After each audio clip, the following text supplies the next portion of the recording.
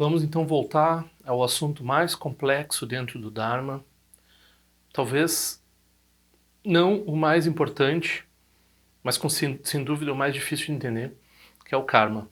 Não que o karma não seja importante, é uma das primeiras reflexões que a gente deve fazer, deve tentar entender o que é karma e reconhecer o karma operando na nossa vida. Mas quando a gente usa a palavra mérito, surge uma noção elitista, talvez, uma noção política, uma noção de meritocracia, etc. Eu já escrevi sobre isso, tem um texto meu que eu vou linkar ali na descrição, mas eu vou ver se tem alguma coisa diferente para falar sobre isso dessa vez.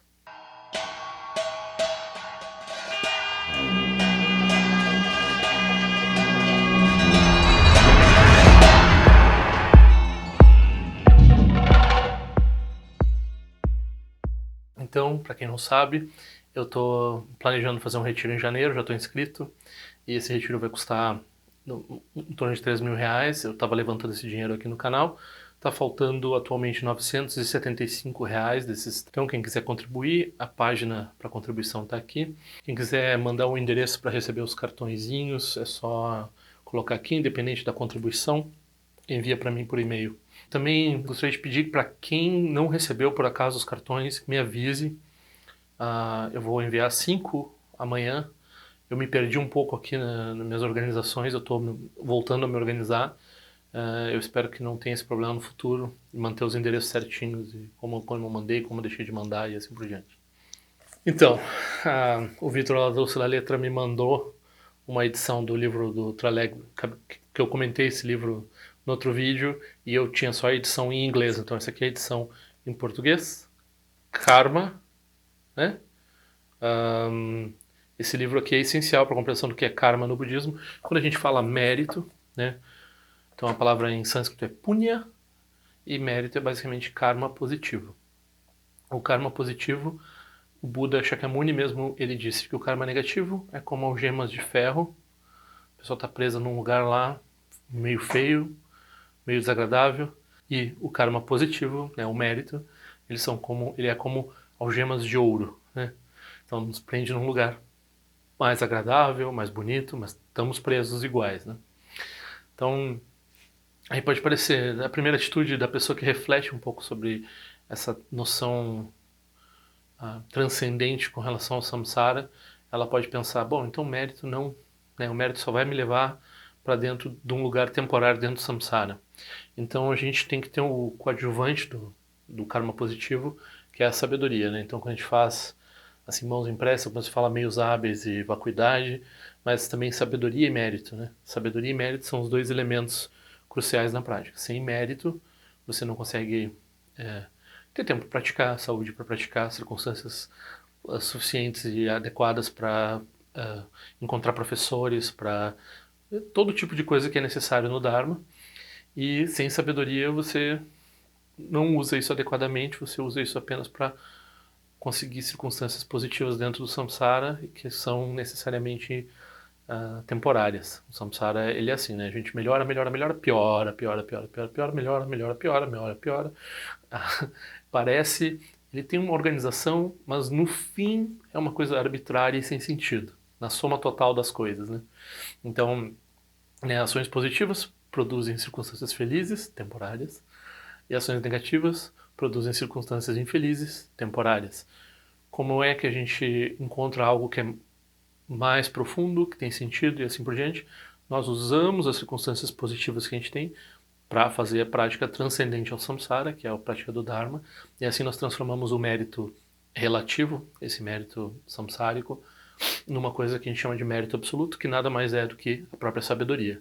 Então, mérito relativo é essas circunstâncias adequadas para a prática do Dharma, e mérito absoluto é a sabedoria de reconhecer a natureza das coisas como elas realmente são, ou seja, a própria sabedoria. Então, com a união, né, de mérito e sabedoria, com a união do aspecto relativo e do aspecto absoluto, aí a gente tem essa... nós nos tornamos verdadeiramente nobres, árias, né, essa palavra perigosa. Essa é uma palavra linda, né, essa palavra ária foi usurpada pelos nazistas, né? Então, os arianos e assim por diante, isso tudo.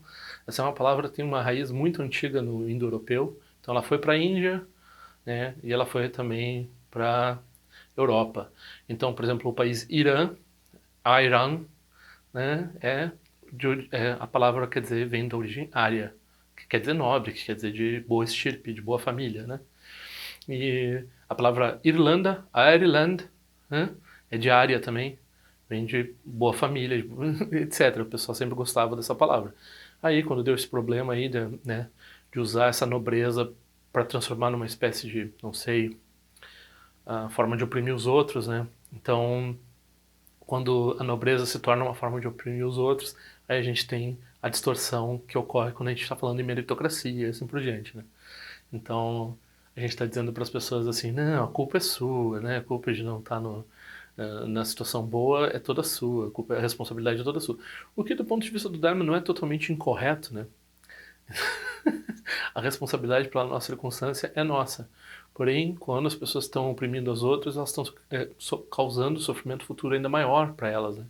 Então, quando a gente olha para, né, usando essa linguagem política, para a classe opressora, né, a classe que ah, não se usa do serviço do outro para enriquecer a ambos, né, como o argumento normalmente muitas vezes é, mas explora o serviço do outro, né, coloca o outro numa situação menor para ganhar em cima disso e assim por diante. Então a gente não deve ter raiva dessas pessoas, a gente deve desenvolver compaixão porque elas estão criando, né, elas não estão gerando mérito, estão usando o mérito delas para produzir karma negativo que vai levar elas a sofrimento. Então a visão budista do karma, ela coloca essa disputa de classes aí num viés de compaixão. Então a gente está olhando para os seres não com as emoções perturbadoras, a gente está olhando para os seres com as emoções, com a visão do Dharma, que está reconhecendo que a opressão existe e que a opressão oprime mais ainda o opressor do que o oprimido, literalmente, né? A vítima maior é o vitimizador, né? A gente tem mais compaixão por aquele que perpetua o sofrimento, porque aquele que perpetua o sofrimento está criando causas para sofrimento pior ainda para ele mesmo, né? Então, essas reflexões são essenciais. Mas aí a gente tem essa palavra nobre, né? Então, elitismo, essas coisas do Dharma, assim. É, o Dharma que parece uma coisa tão para a classe média branca aqui no Brasil, eu já falei sobre isso, e de fato é, a gente não pode negar, e também que parece uma coisa que exige o intelecto, que exige tempo livre, que exige dinheiro, que exige, né, as pessoas precisam de várias circunstâncias muito excepcionais, que algumas pessoas têm e ainda lhes falta a circunstância mais excepcional de todas, que é o interesse no Dharma. Sem o interesse no Dharma, nada disso é possível. Com o interesse no Dharma, historicamente a gente vê que se esse interesse existe, as condições circundantes elas são menores, né? Então a pessoa faz acontecer aquilo. E o Dharma, historicamente, ele é contra a ordem estabelecida. Então o Buda Shakyamuni, embora, né, seja tudo lá assim, respeitar o que o rei diz, etc., lá a gente vai ver uma regra que um monge budista não se prostra, ou seja, não presta homenagem a reis, como ele presta homenagens ao Buda. Então, os líderes mundanos, eles não são servidos pela Sangha budista. A Sangha budista não trabalha pelo aspecto temporal, né? O aspecto temporal tem que trabalhar para a Sangha budista, né? A colocação é invertida. Então, o aspecto temporal não está ausente do Dharma, mas ele é usado para sustentar as atividades do Dharma, usado para sustentar o budismo e assim por diante. O budismo está numa posição mais elevada. Mas o budismo, enquanto ele está numa posição mais elevada, quem são esses budistas que estão em posição elevada? São aqueles que são extremamente humildes, que vivem de forma extremamente simples, os monges, né? Então, é uma inversão total, não é uma pessoa que está ostentando, é uma pessoa que não está ostentando, que é o Arya. E, e assim também, quando a gente chega no Tantra, no Vajrayana, né, no budismo tibetano, Sua Santidade Dalai Lama, ele fala que os Tantras, né, são classificados nas escolas Sarma, por exemplo, Geluk, Kagyu e Sakya, eles são classificados como em 4 formas, né? Então tem o superior, o um pouco inferior, o médio e o baixo, né? Então, Kriya, Upa, Yoga e e Anuttara Yoga Tantra, né? São 4 formas de Tantra. E o Dalai Lama ele fala, bom, os tantras inferiores eles são inversamente as castas indianas. Então, os tantras inferiores são praticados por brahmanes, depois os um pouquinho melhores são praticados por guerreiros, depois um pouquinho melhor são os comerciantes, depois os intocáveis. O tantra superior é praticado pelos intocáveis. Aí sua santidade diz que não é bem que as pessoas que pertencem às castas vão praticar os tantras, né, de acordo com a classificação, mas que há uma analogia, né? Há uma metáfora. Então ele diz que os tantras externos, que são preocupados com o excesso de rituais, que são preocupados com o excesso de limpeza e assim por diante, a tradição Nyingma trata disso em 6 níveis, né? Mas a tradição Gelug fala de 4 níveis. Então os tantras externos, eles são preocupados com muitas atividades, né? Cria atividade, né? Então muitas práticas rituais, muitas recitações, muito menos focado na meditação interna, muito mais focado em atividades de purificação e assim por diante. Prostrações, por exemplo. Então, esse tantra é associado à pureza da casta Brahmani. E os tantras superiores, o último nível, ele é associado ao fato dos seres se contentarem, os intocáveis, se contentarem com qualquer coisa. Eles regozijam até mesmo, né, num cocôzinho qualquer, aí eles estão felizes. Né? Então essa é a atitude do praticante superior. Então o Tantra é mais. O budismo como um todo é um pouco antinômico nesse sentido, né? Porque os monges são superiores, né? Os reis são inferiores ao Buda e assim por diante. Mas no Tantra a gente vai ainda colocar a mentalidade de uh, aceitar qualquer coisa, de não aceitar qualquer coisa, regozijar em qualquer coisa, independente dessa coisa ser elevada ou baixa, ter essa mentalidade não distintiva, equânime, e isso é o que a gente chama de superioridade. Né? Então isso é a elite no Dharma. A elite no Dharma são praticantes como o Patrão Rinpoche, que não ostentavam os títulos, que não ostentavam a posição na Sangha, que pelo contrário se escondiam, né? E assim por diante. Então aqueles que estão lá nas suas posições elevadas e que estão usufruindo das suas circunstâncias muito... Eles são grandes praticantes do Dharma, mas tem muitos outros aí que estão escondidos, né? Então, esses são a elite mais elitista ainda. Então, essa subversão da ordem aqui, ela é tradicional no Dharma em todos os aspectos, assim. A gente precisa lembrar sempre disso. Então, a sociedade, né, o que ela valoriza hoje em dia? Ela valoriza os bilionários, ela valoriza os celebridades, ela valoriza as pessoas vãs. Essa é a nobreza que ela, né, pessoal que está na TV, Big Brother, sei lá o quê, apresentador de talk show, pessoa que está explorando os outros na Amazon, Jeff Bezos, né? Isso daí é o que as pessoas, aquilo lá é melhor que o Buda. Então isso é elite.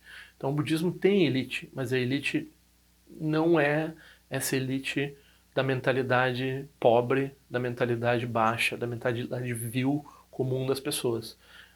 A elite no Dharma é essa mente equânime, e essa mente que não vê acima e abaixo, e essa mente que não se preocupa com classes e castas e assim por diante. E o Buda, por exemplo, ele aceitava todas as pessoas de todos os níveis na sua prática.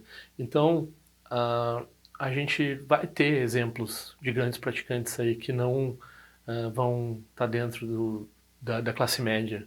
Eu acho que a gente já tem alguns praticantes dessa forma, assim, porque em centro de Dharma é muito presente a grande disparidade que tem entre as pessoas que moram lá dentro, assim. E às vezes isso é uma fonte de tensão, mas isso também é uma fonte de riqueza, porque o Dharma não está nem aí se você tá no alto ou embaixo, né? No fundo, né? Então, agora, se você não tem mérito, você pode ter dinheiro, você pode ter tempo, você não vai encontrar o Dharma. Não tem jeito. O mérito é uma coisa diferente do que explicitamente as pessoas pensam que é boas circunstâncias. As boas circunstâncias que as pessoas pensam que são boas circunstâncias, muitas vezes são falta de mérito, inclusive. Então tem uma mudança de mentalidade, né? Uma mudança de profundidade com relação a essas coisas. E se a gente vai usar a palavra área, se a gente vai usar a palavra elite, né? Se a gente vai usar a palavra superioridade e assim por diante, a gente vai colocar quem nesse lugar? A gente vai colocar justamente aqueles que estão livres dessas distinções, que estão livres de operarem de acordo com essa com as emoções perturbadoras que os impedem de reconhecer a qualidade inerente de cada um dos seres, né? Então, as pessoas que estão operando a noblesse oblige, né? Então, a nobreza ela reconhece em todos, né? E de outra forma, nós que ainda mantemos essas distinções, nós colocamos acima quem? Nós colocamos acima, né, Milarepa, né, que foi um assassino, que foi um mendigo quase toda a vida. O próprio Buda Shakyamuni, que, né, coisa de louco, essa coisa de largar o palácio para ir lá esmolar comida, né? Não é uma coisa assim de pessoa que está operando de acordo com a classe média. A classe média é ficar no palácio. O Buda não opera com mentalidade de classe média. Por mais que as pessoas possam dizer que o budismo é uma coisa que está operando na classe média, daí quando a gente vê, né, no centro de Dharma, a gente vê se tem uma pessoa ou outra que opera dentro de uma mentalidade mesquinha, de uma mentalidade sem cultura, sem refino, né? E dessa pessoa, o que ela faz? Ela está falando de coisas luxuosas e coisas como se isso fosse alguma coisa, a gente fica com compaixão, né? Porque essa pessoa, ela tá acreditando no samsara, ela tá dando força para aquilo que não tem, né? Então, a pessoa lá tá elogiando o restaurante, não sei o que, base, eu vi isso no último retiro que eu fui, a pessoa comentando vários restaurantes, assim, bons, não sei aonde, não sei o que. E eu assim, nossa, outras pessoas falando de uma bebida lá, com limoncello e não sei o que, não sei o que, eu nunca tomei, nem sei, eu ouvi falar disso outro dia que eu olhei no Google, né?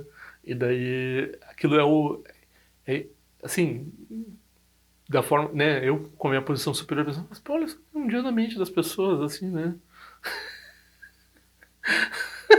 Em vez de estar lendo uma coisa, né? Daí a gente fala, a gente comenta uma prática ou outra, não, isso não é pra mim, isso daí é muito, muito difícil pra mim, não sei. Mas, né? O limoncello e os restaurantes bons, tudo isso é a experiência da pessoa, né? A experiência da pessoa é essa, ela vive dentro dessas mesquinhezas, né? Então, esse é o tipo de foco que a gente deve ter, né? Reconhecer o que é inferior de acordo com o Dharma. Inferior é fazer essas distinções, é ver o ser, classificar os seres, é não ter equanimidade, né?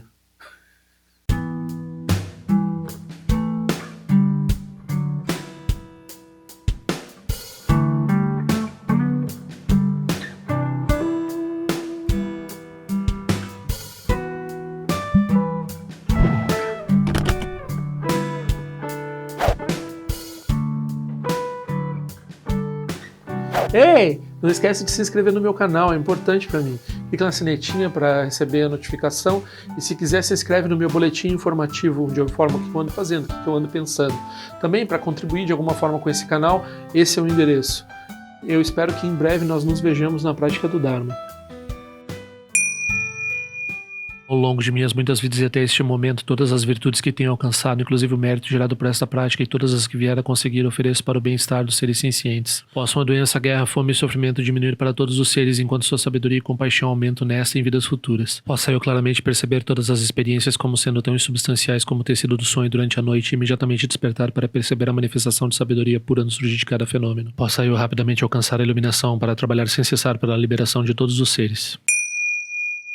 Nira wai kora shinga sompano ne oma lunji kwene chere ziwa ten sinja so eza peka jarpa tu ten jeche. Om so chi jamia chen pene jera sawa kuncha tu zio zeta iba mejo no juchu pia mani jogi sa sonda tu ten jeche. Chume kwene pe masamba sa sora jeje se no pa igar juwan shu tu pe ku se deshin te zendar shinju. Shigme tu jo tu panange wacha tu ngondo pateno mo yengi ku pa malora sa ne lundo tin leta tu ten jeche. Pe meje son pe meri su che pe metan la chi ku se zuwan pe wacha ji droma je so shin no ni be melun je do jeche. Pene juwan ne chen pote pa yuri ne pa dan de basi pe chen bondan ku se cha sen ten jeche. Tu son san je guru rinpoche ngondo konda de wajin pa jabar che konsa tutu da posa so adep so chin lap tu so shin non sengwe beje shiwa dan sam palon je do pa chen lo oma hon benza guru pe ma se de hon ken lo sho son de lo che zalin sa son cha pa pe do jo sho song nang wa da mi ra do song ge le sho